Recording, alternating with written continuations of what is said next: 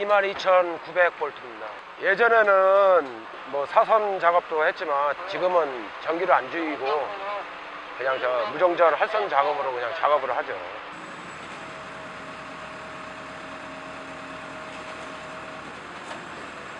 많이 위험하고요.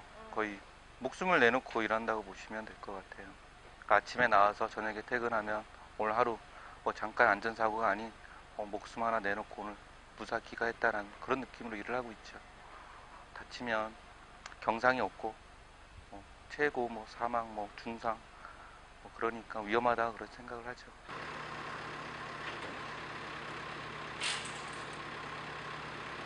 전기원을 마루타로 생각하는 거죠. 이것은 인간이 할 수 없는 작업을 자꾸 만들어낸다는 얘기예요.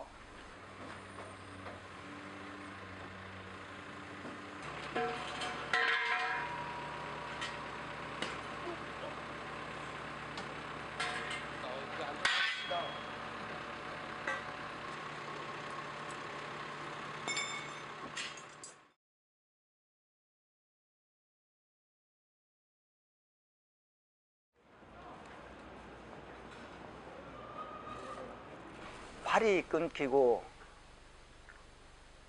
온몸의 화상에 얼굴이 이그러지고 살을 긁어내고 피부를 다른 조직을 화상 입은 데다가 또 떼어 붙이고 하다 보니까 온몸이 얼룩져 가지고 있는 그런 모습을 보니까 너무 안타깝고, 또 젊은 애들은 팔다리가 잘려서 우울증에 걸려서 한쪽에서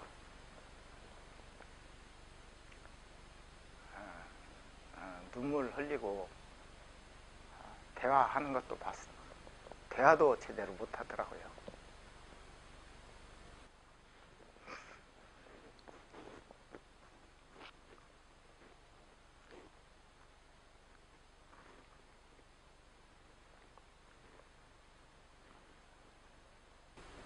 그런 안타까운 그런 모습을 한전도 책임질 수 있는 사람이 나와서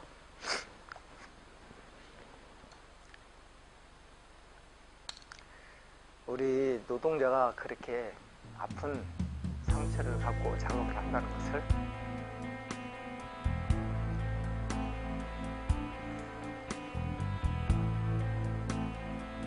봤으면 좋겠습니다.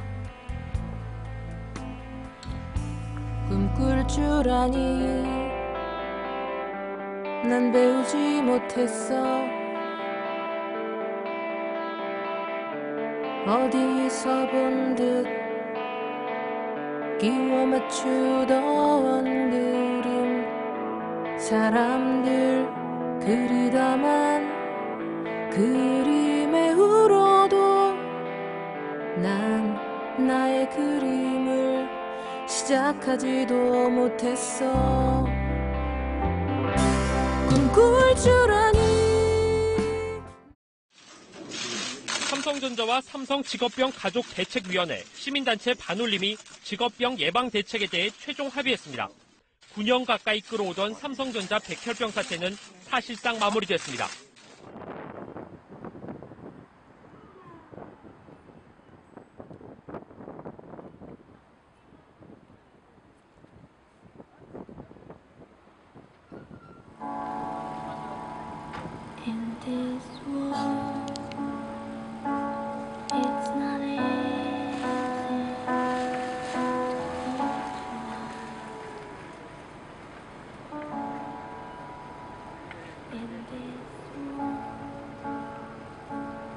이곳을 지나다니시는 서울 시민 여러분, 여기는 삼성 반도체 공장과 삼성 LC 공장에서 노동자들이 일을 하다가 각종 암에 걸린 것을 삼성에 항의하기 위한 반올림 농성장입니다.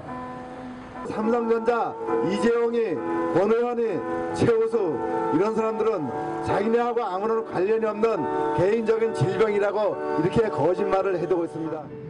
아빠, 아직도 차가운 거리에 있는 아빠,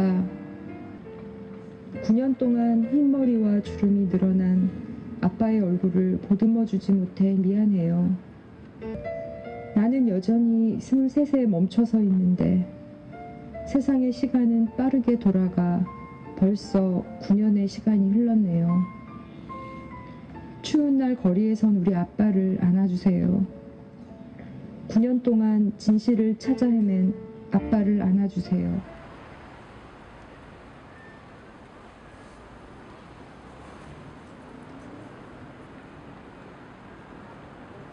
사진을 보고 이렇게 딸내미 이쁜 딸내미를 죽어라는데.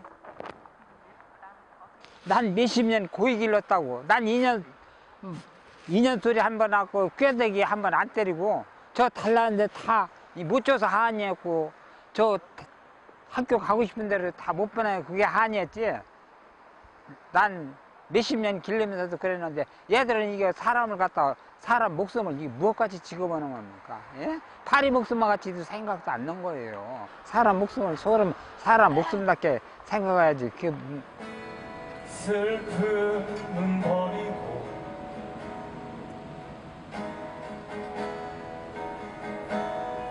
편히 쉬어요.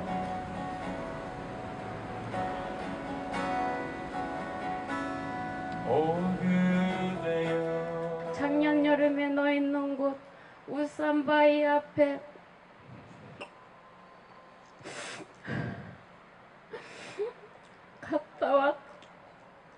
갔다 온다기에 너무 고마운 눈물이 났어.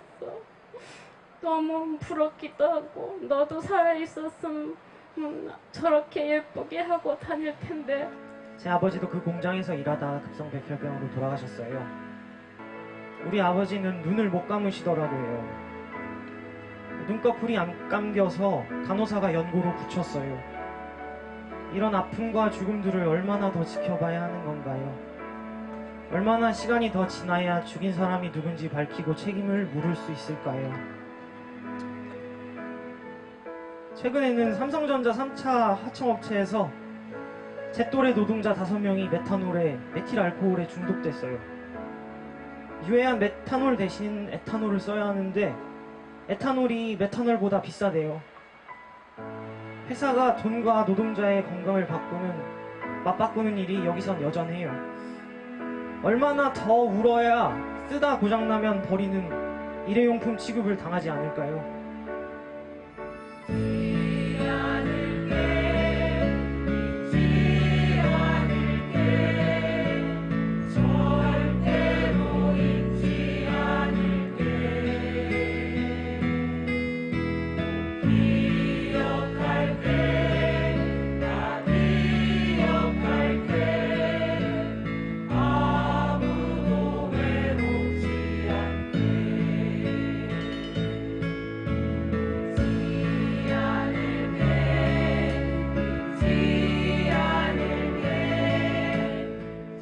가슴 아픈 사람들이 또 다른 가슴 아픈 사람들과 함께 합니다. 가슴 뻥 뚫린 사람들이 같이 가려고 합니다. 서로 같이 그 뻥 뚫린 가슴을 메워주면서 함께 갔으면 좋겠습니다.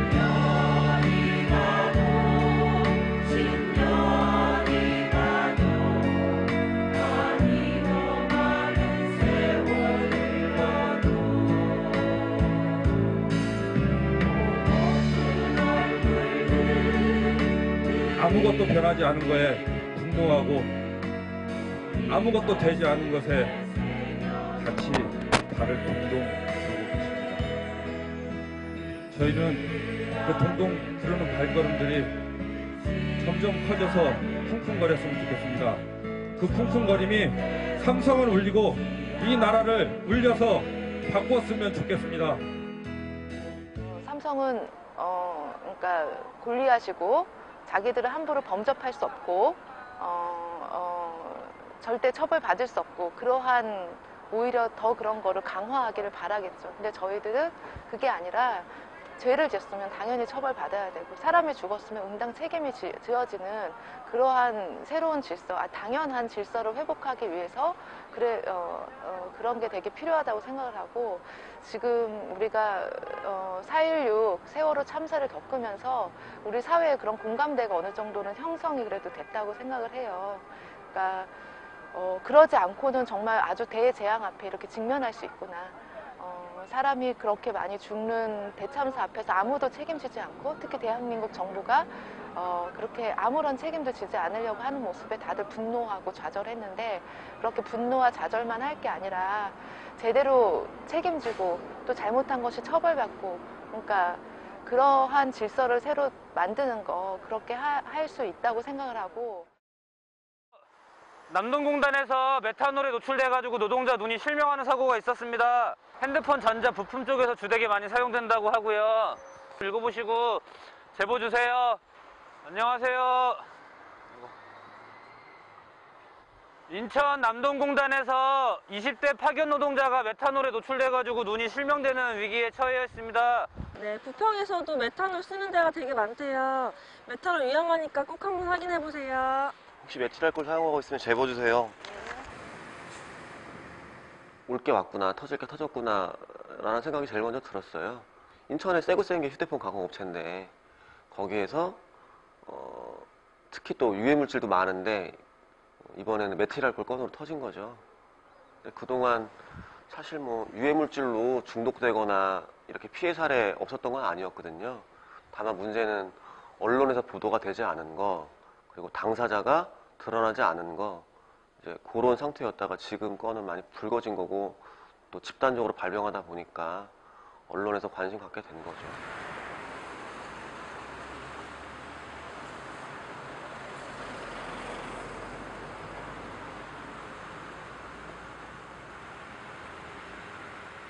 자기가 파견인지 당일날 알았대. 해고되는 날 알았대요. 그냥 처음에 들어갈 때 근로계약서 쓸 때 이름이 다르네 이 정도만 생각했다고.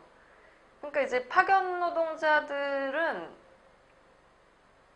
정보의 부재가 심각한 수준을 넘었었어요.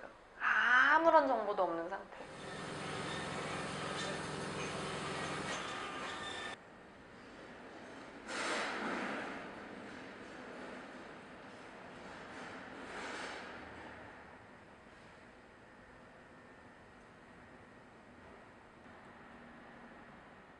메탄올은 눈에 나쁠 수 있다는, 그래서 실명까지 올 수 있다는 것 자체는 잘 알려져 있는데 보통 굉장히 고농도에 굉장히 오랫동안 노출됐을 경우에 발생하거나 그러니까 그런 경우가 많지 않기 때문에 보통 실제 사건은 이제 음독, 자살을 할 목적으로 마시거나 아니면 그런 독성을 모르고 뭐 에탄올인 줄 알고 마셨거나 뭐 그런 경우에 발생하는 사건이지 이렇게 단시간에 잠깐 일했던 젊은 노동자에서 흡입돼서 흡수된 것으로 그렇게 실명까지 왔다는 얘기를 들어본 적이 없었던 거죠.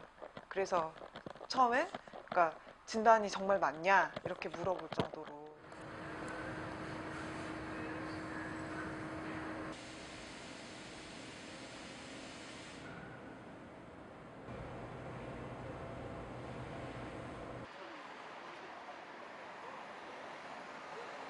노동부 점검 나오니까 낮에는 에탄올, 밤에는 메탄올. 벌금 받는 게 싸다고 느끼니까 그렇게 하거나 아니면 한때 소나기 피해가면 별 문제 없다고 그동안 경험상으로 느끼고 있거나 아니면 정말 구조적으로 원청에서 내리는 돈 단가로는 그런 것들을 감당하지 못하는 영세한 구조이기 때문에 안타깝지만 노동자에게 피해를 전가할 수밖에 없는 상황이거나 하청 노동자이기 때문에 발생한 이렇게 하청 노동자가 늘어나고 이렇게 비정규직 노동자가 늘어나고 그런 상황에서 발생한 문제가 아닌가 그런 생각도 드는 거죠. 진짜 사장이 책임져라. 삼성이 책임져라. 이 노동자들이 일하던 그 업체가 삼성전자의 3차 하청업체 불법 파견 노동자였다는 것입니다. 근데 노동부가 지금 보도자료를 내는 것에 그것이 다 삭제되어 있습니다. 애써 이 노동자들의 신분이 뭔지를 밝히지 않고 있습니다. 2013년, 14년 삼성전자에서 불산 누출과 이산화탄소 누출 이러한 산업재해가 발생을 했는데 이때 피해를 당한 희생자들은 바로 협력업체 직원들이었습니다. 삼성전자의 협력업체, 하청업체 이렇게 힘없고 그리고 약한 노동자들에게 피해와 죽음이 더더욱더 확대되고 있었습니다. 메탄올만 가지고 접근하면 안 되는 게 이렇게 서서히 들어가는 질병들, 여러 가지 질병들에 걸리는 사람들 중에서 파견 노동자들은 보호받을 수가 없어요. 당신이 어떤 물질을 썼는지 사진을 찍어올 수 있겠냐, 이렇게 얘기할 수밖에 없어요. 자기가 뭘 썼는지도 모르는데 막. 파견 노동자를 둘러싼 어떠한 노동법이나 사회보장제도나 아무것도 없어요, 진짜. 그냥 정말 유령 같은 존재. 이런 영세 사업장에서의 화학물질 관리는 정부에서 해야 됩니다. 노동부에서 해야 되는 책임이 반드시 있습니다. 정부가 할 일은 파견법 확대가 아니라 불법 파견 단속을 강화하고 산재사고 발생에 대한 대기업 원청의 책임을 엄격히 하는 것입니다. 파견 시장이라고 하는 게 인신매매잖아요. 그 옛날에 김홍신의 인간 시장처럼 사람 팔고 그걸로 다 뜯어먹고 사는 건데 참 20대 애들이 거기서 하루 일하고 일주일 일하고 눈이 멀고 그거 어떻게 해요 그거를.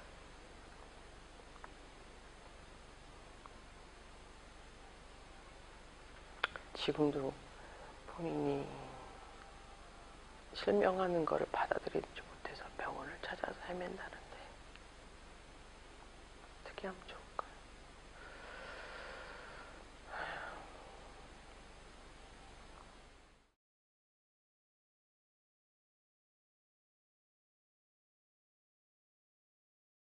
저는 저희 아들하고 낮잠 자고 있었고 저희 집사람 거실에 TV 보고 있었는데 갑자기 찢어진 목소리로 저를 부르더라고요. 그래서 나가보니까 이제 거실 소파에 누워가지고 얼굴이 좀 청색증이라 그러죠. 이렇게 파랗게 질려가지고 호흡이 가빠 있더라고. 그래서 119 신고해서 바로 이제 가까운 병원 이제 응급실로 갔죠. 병원에는 일주일 있었어요. 저희 아기는 이제 그때 제왕절개해서 강제 출산을 했는데 이미 태아도 사망해서 나왔고 저희 집사람도 하루가 이틀 있다가 이제 몸이 못 견뎌서 사망을 했습니다. 더 이상 견디지를 못해서.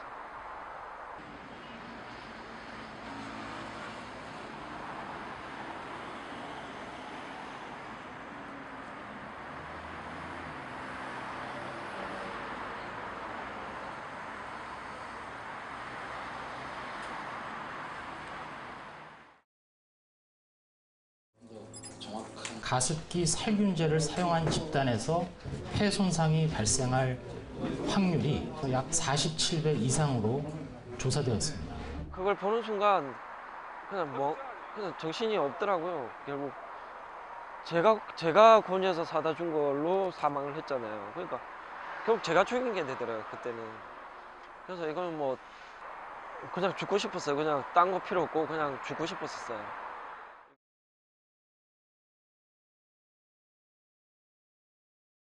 안방에서 일어난 세월호 사건이라고 17년, 18년 동안 판매되고 있으면서 얘가 한 번도 안전 테스트를 거치지 않은 제품이다라고 하는 거, 그리고 그거를 생산하고 이렇게 판매하는 과정에서 아무런 규제 근거가 없었던 제품이다라고 하는 거에 대해서 그거를 이렇게 받아들이기가 쉽지 않잖아요. 정부의 책임이 있다고 생각하십니까? 없다고 생각하십니까? 정부가 뭐 궁극적인 그 책임은 있다고 봅니다.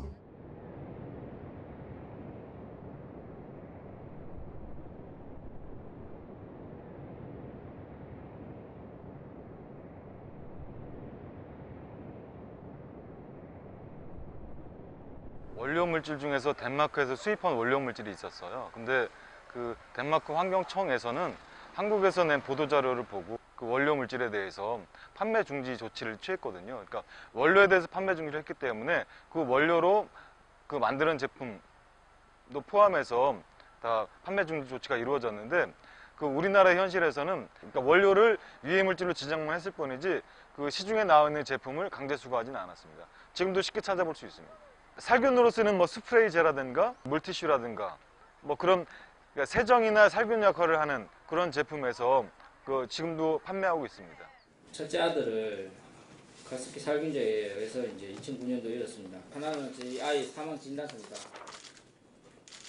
그 조사 결과의 가능성 거의 확실이라고 정부에서 조사했는 결과입니다. 정부에서는 법으로 해결하라 하는데 그럼 과연 법이 저희들을 지켜준다고 생각하십니까? 저희들이 법 테두리 안에 있다고 생각하십니까? 저는 절대 그렇게 생각하지 않습니다.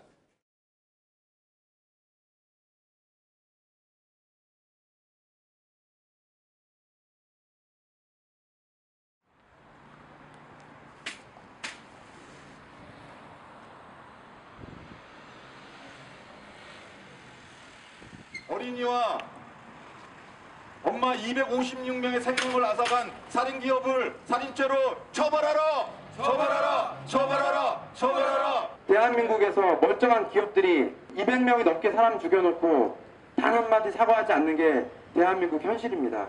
저희들은 평범하게 대한민국의 소비자로 가족들을 위해서 생활용품을, 소비자 제품을 구입해다 쓴 평범한 가족들입니다. 이 엄청난 현실이 앞으로 이런 사건들이 일어나지 말란 법이 어디 있겠습니까? 돈의 논리만 내세워서 피해자들을 알아못하지 않는 기업들에 대해서 반드시 처벌을 하고, 저희들은 과실치사, 과실치상이 아닙니다. 세월호처럼 무고하게 죽인 거에 대해서 사과하지 않는 기업에 대해서 살인죄로 반드시 처벌해서 이런 부당한 기업들이 대한민국에서 돈벌이 하는 것을 막아야 된다고 저희는 호소합니다.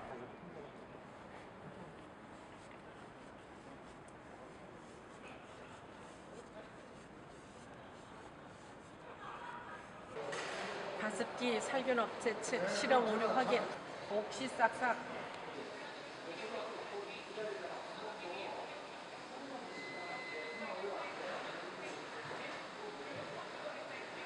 아빠는 못 받았는데 제 생각 오늘 급식 우유 그 급식 오늘까지야 혹시? 나중에 컸을 때는 이런 일 때문에 자기 엄마가 죽었다는 걸 알았을 때 과연 그때가 이제 어떻게 되냐는 거죠. 그러니까 자기 부모가 이래 죽었는데 정부도 잘못이었고 기업도 잘못이었고 부모로서 해결도 못하고 그럼 그 아이는 과연 어디에 기대서 살아야 되는지 그런 걸 한번 계속 생각하게 되더라고요.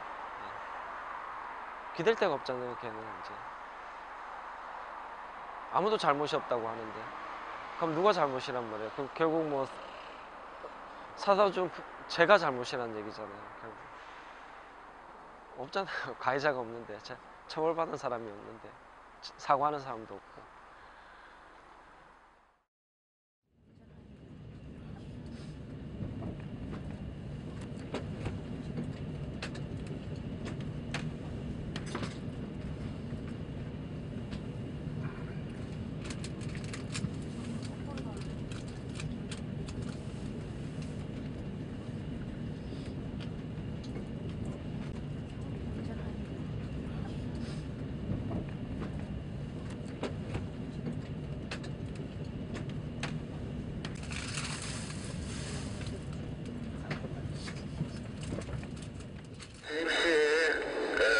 조심히 운전해도 가실 겁니다. 지금 화재 발생됐습니다.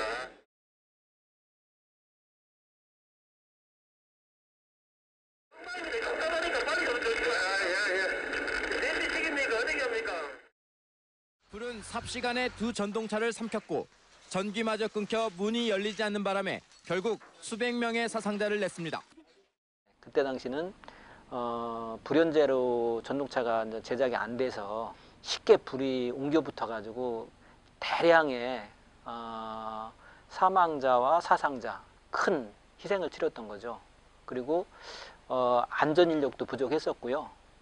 그리고 특히 전동차에 앞쪽에는 기관사가 타고 뒤쪽에는 차장이 타는데 대구제철 같은 경우는 차장을 태우지 않는 1인 승무 1인 승무를 운행을 하다 보니까 기관사가 사령실이나 이런 데랑 연락도 해야 되고, 그리고 화재 난 현장에 화재 조치도 해야 되고, 그러다 보니까 사실은 이 무슨 문제가 생겼을 때 초기에 5분이 조치가 상당히 중요한데, 한 사람이 조치를 하다 보니까 되게 화재가 확산되는데 많은 영향을 미쳤죠. 그리고 또 안전 매뉴얼, 안전 교육 이런 것도 좀 문제가 있었고요.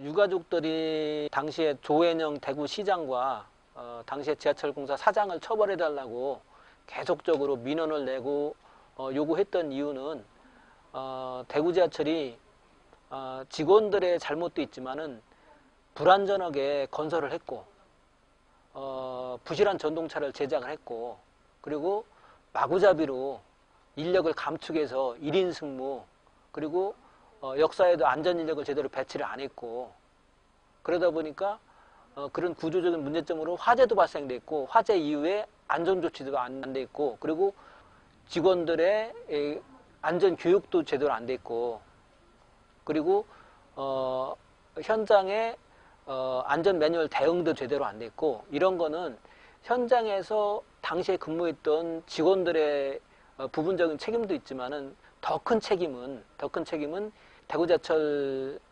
총책임자인 시장과 대구지하철 사장을 책임을 물어야 된다.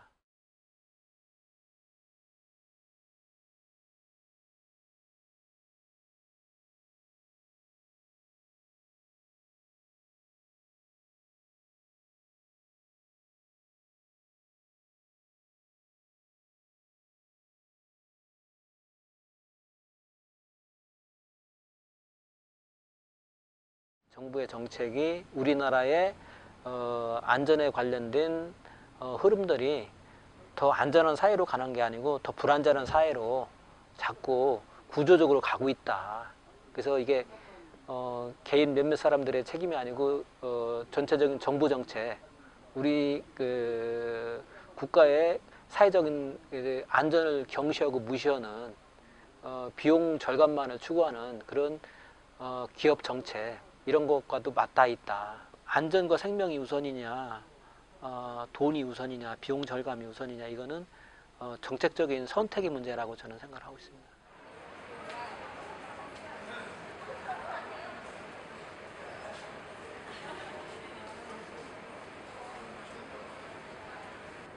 세월호 참사에서 서울의 전동차에서 지금 50%가 이미 20년이 넘었어요.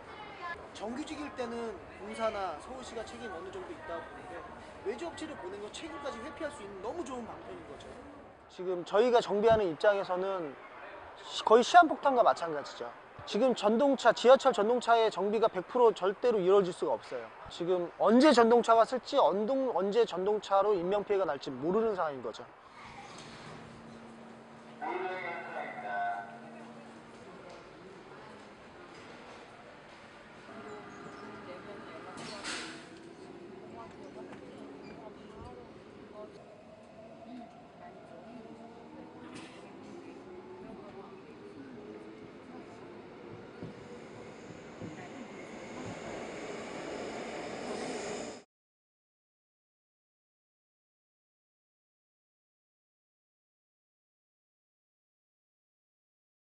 불행하게도 지금 상황에서 참사 이후의 현실은 점점 더 후퇴하고 점점 더 심각해져 가고 있다. 도대체 대책은 어디에 있는가? 우리가 실현해야 될 과제 중에 하나로서 세월호 참사가 벌어진 이후에 여러 단위들이 함께 모여서 가장 중요한 입법 과제 중에 하나로 중대재해기업처벌법에 관한 논의를 시작했고, 이와 관련해서 일단 안을 만들어서 대중활동으로 만들기 위한 노력을 기울이고 있습니다.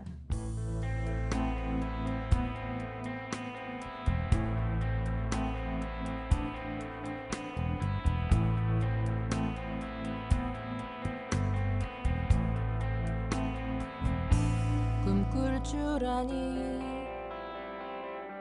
난 배우지 못했어. 과연 무엇이 죄인가? 어디까지가 죄인가 하는 것은 그러니까 주로 권력을 차지한 사람들이 자기들이 감행하는 행위에 대해서 죄라는 이름을 잘 안 붙이려고 하는 것인데, 피해자들의 기준에서 그로부터 고통을 받는 사람들의 입장에서는 자기들을 억누르는 그 실체에 대해서 이제 죄라고 부를 수 있어야 되는 것이고, 그 인식이 확산이 되면 그것이 이제 사회적으로도 죄로서 합의가 되고 또 그에 대한 처벌까지 이루어질 수 있는 것이라고 생각을 합니다. 넌 사랑할 줄 아니. 넌 그 때문에 아프다면 많은 걸 가진 사람. 사랑할 줄 아니. 난 배우지 못했어.